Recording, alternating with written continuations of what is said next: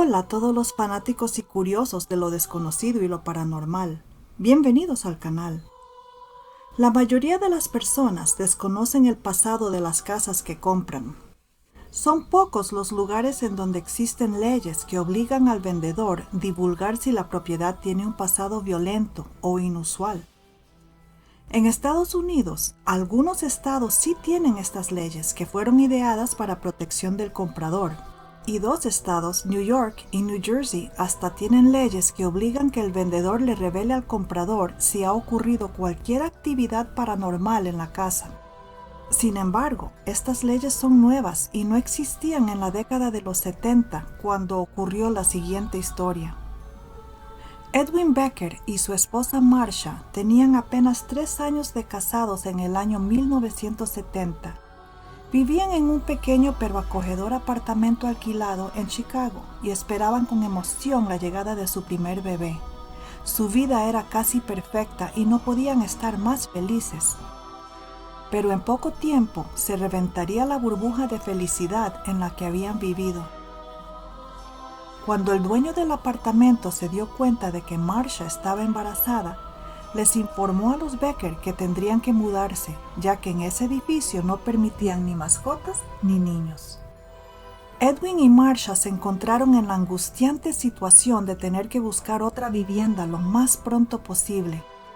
Esto se les hacía especialmente difícil porque Marsha estaba en su tercer trimestre de embarazo y no se sentía bien, y porque la mayoría de los apartamentos sencillamente no admitían niños.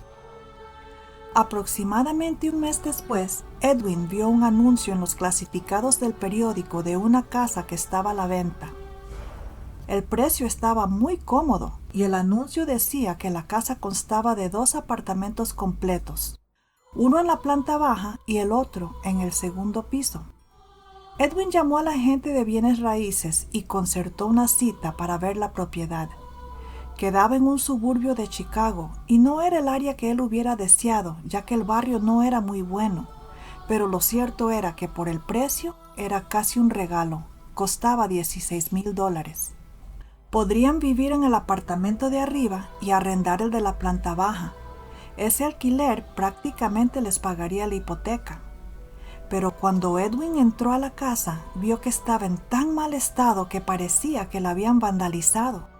Había basura tirada por todas partes, papeles y ropa vieja cubrían el piso de todos los cuartos. Los muebles estaban completamente rasgados, como si alguien los hubiera cortado o rajado con un cuchillo. Y como si esto fuera poco, en la casa había una anciana con aparentes problemas mentales que salió del apartamento de la planta baja y comenzó a gritarle y a insultarlo con palabras obscenas. La mujer estaba mugrosa y despeinada, se veía muy descuidada y tenía un perro French Poodle trepado en su hombro que lucía igual de sucio y descuidado.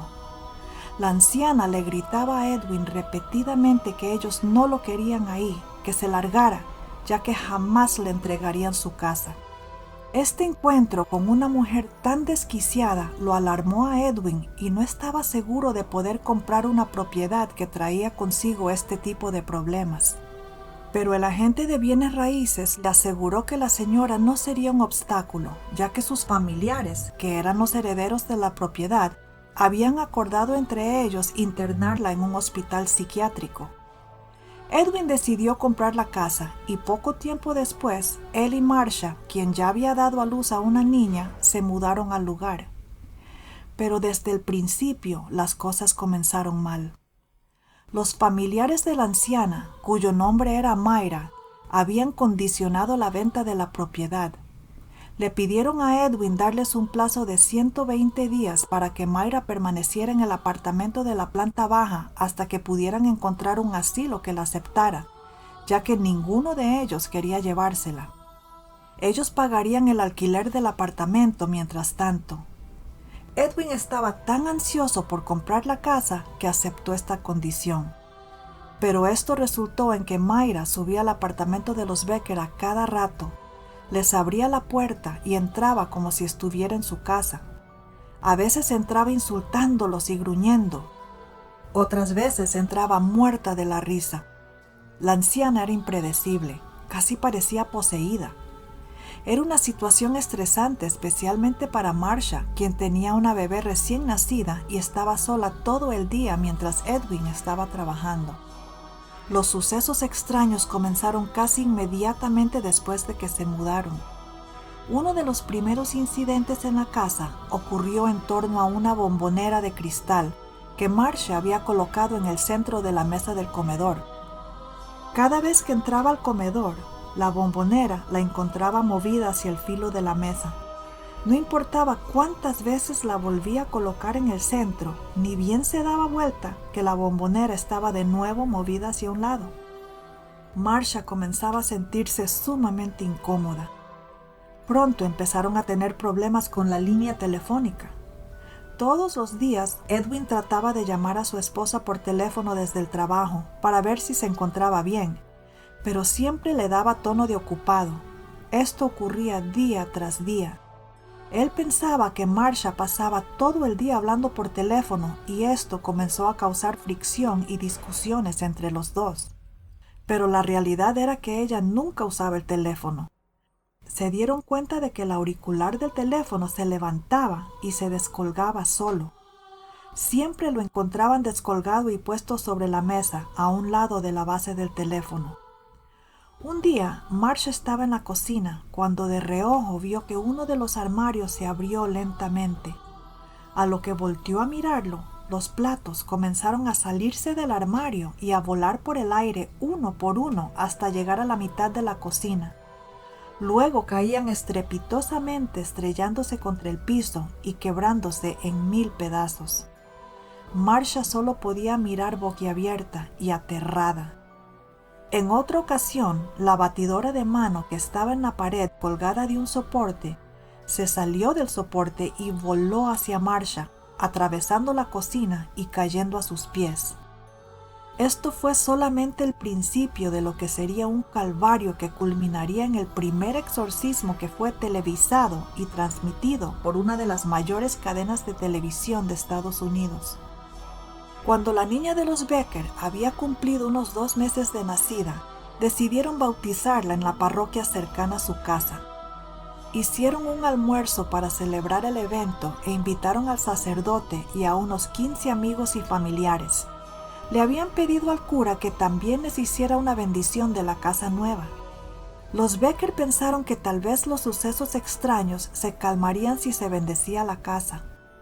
Después del bautizo, Edwin y el cura caminaron juntos hasta la casa, pero al llegar estaba Mayra asomada en la ventana de su apartamento. Cuando vio al sacerdote se enfureció y comenzó a atacarlo verbalmente, gritándole toda clase de groserías y de improperios. El cura no sabía ni cómo reaccionar ante tal violencia verbal. Edwin, rojo de la vergüenza, se deshacía en disculpas y rápidamente subió hasta su apartamento con el cura, donde lo esperaban el resto de los invitados. Decidieron hacer la bendición de la casa antes de almorzar, y el sacerdote abrió su maletín y sacó los implementos que usaría. Se puso la estola alrededor del cuello y sacó una pequeña Biblia y un aspersor de bronce para rociar el agua bendita. Comenzaría la bendición en la sala. Pero cuando alzó el brazo con el aspersor de agua bendita para rociar el cuarto, el aspersor explotó en el aire y se reventó en cientos de pedacitos. Tanto el cura como los 15 invitados que lo presenciaron se quedaron mudos. El aspersor era de bronce sólido. Era imposible que un objeto de bronce se desintegrara de esa manera.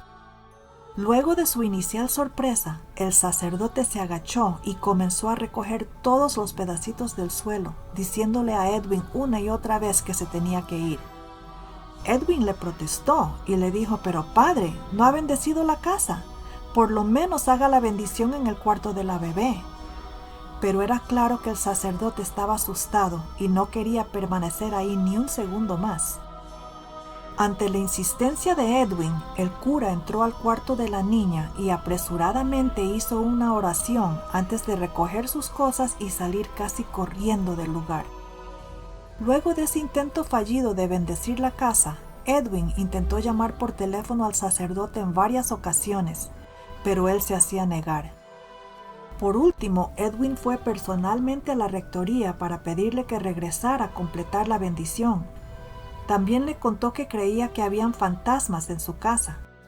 Ante esto, el cura le recomendó a Edwin que tanto él como su esposa buscaran ayuda psiquiátrica y lo echó de la rectoría. Fue una decepción para los Becker. No tenían a quién acudir, se sentían frustrados y asustados. Al poco tiempo, y para su gran alivio, los familiares de Mayra por fin se la llevaron y los Becker pudieron alquilar el apartamento de la planta baja. Se lo alquilaron a una joven pareja que, como ellos, tenían una bebé pequeña. Eran Dan y Diane White, y pronto Diane y Marcia se convirtieron en buenas amigas. Pero no pasó mucho tiempo antes de que los White también comenzaran a tener experiencias paranormales en su apartamento. A menudo, cuando Dan llegaba del trabajo, abría la puerta y encontraba todas las lámparas del techo meciéndose de lado a lado. No había viento ni vibraciones que pudieran causarlo. Las puertas se abrían y se cerraban solas a toda hora y los electrodomésticos se activaban solos. Algún tiempo después de que llegaron los White, Edwin y Marcia comenzaron a escuchar a una pareja discutiendo durante la noche. Ocurría noche tras noche y cada vez las peleas sonaban más violentas. Podían escuchar a una mujer llorando y a un hombre que la golpeaba con fuerza y le gritaba. Lo primero que pensaron fue que eran los White peleando violentamente en el apartamento de abajo, pero no sabían que los White también escuchaban lo mismo y ellos pensaban que eran los Becker que estaban peleando y dándose de golpes. Finalmente, ambas parejas se dieron cuenta de que las peleas violentas no venían de ninguno de los dos apartamentos. No podían encontrar su origen. Ed decidió hablar con un vecino que tenía más de 50 años de vivir en la casa de al lado. El vecino le contó que la casa de Edwin había sido habitada por una sola familia desde su construcción. Era una familia muy extraña que no hablaban con los vecinos y no se llevaban bien con nadie. El hermano mayor estuvo casado con una mujer hispana, a quien le propinaba golpizas regularmente, a tal punto que la mujer no aguantó más y se suicidó, ahorcándose con una soga en el sótano de la casa. Otro hermano era tan propenso a la violencia y a comportamientos perversos que lo encerraron con candado en el sótano, donde eventualmente se suicidó metiéndose un balazo. Mayra había sido la última miembro de esa familia en vivir en esa casa, y así como había sido Mayra de violenta y desequilibrada, habían sido también todos los demás miembros de su familia. Dan y Diane White finalmente decidieron que ya habían aguantado suficientes incidentes aterradores e inexplicables, y decidieron irse. Una vez más, el apartamento de abajo quedó vacante. Pero pronto se mudaría ahí la hermana menor de Edwin, llamada April. Ella era una muchacha alegre y llevadera, quien decía que no le tenía miedo a los fantasmas y que al contrario, trataría de comunicarse con ellos y entablar una amistad. A pesar de todas las advertencias, April se compró una tabla Ouija y comenzó a hacer sesiones espiritistas. Alegaba tener a los espíritus controlados y decía estar en contacto con un espíritu llamado Henry. Curiosamente, el hombre que se había metido un balazo en el sótano se llamaba Henry. Los sucesos no tardaron en escalar en su apartamento. April tenía un piano antiguo que había comprado, a pesar de que ella no sabía tocar piano, pero le gustaba tenerlo como adorno en la sala.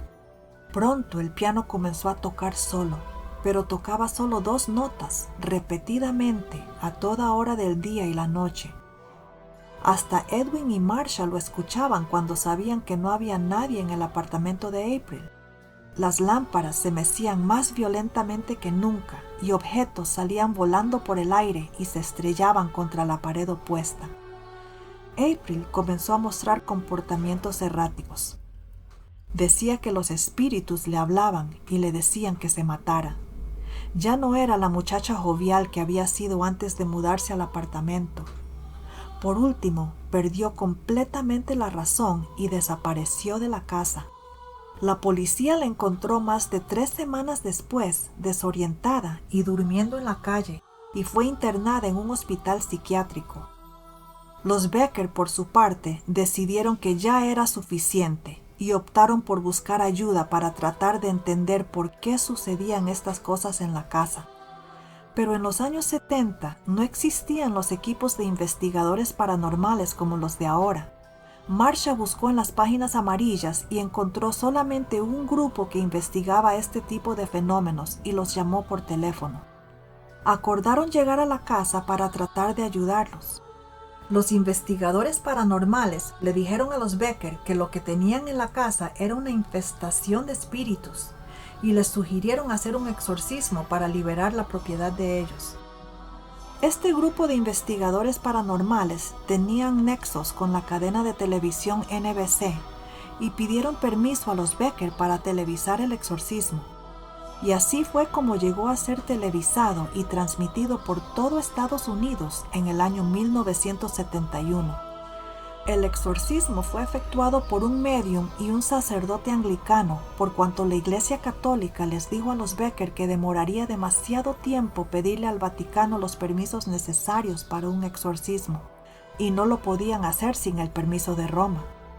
Después del exorcismo, el médium y el sacerdote declararon que la casa estaba limpia de espíritus. Pero no fue así.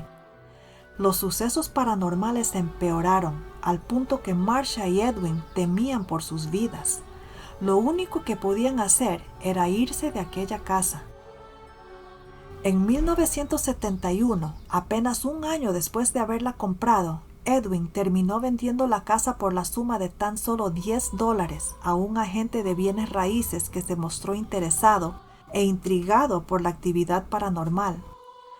El agente acordó asumir la deuda de la hipoteca y se firmaron todos los papeles traspasando la propiedad a su nombre. El costo de ese trámite fue de $10. Edwin y Marsha daban gracias a Dios por haber podido liberarse de esa casa y de salir de ahí. Un segmento del exorcismo que transmitió la cadena de televisión NBC se puede ver en un canal de YouTube. Solo basta con hacer una búsqueda del nombre Edwin Becker.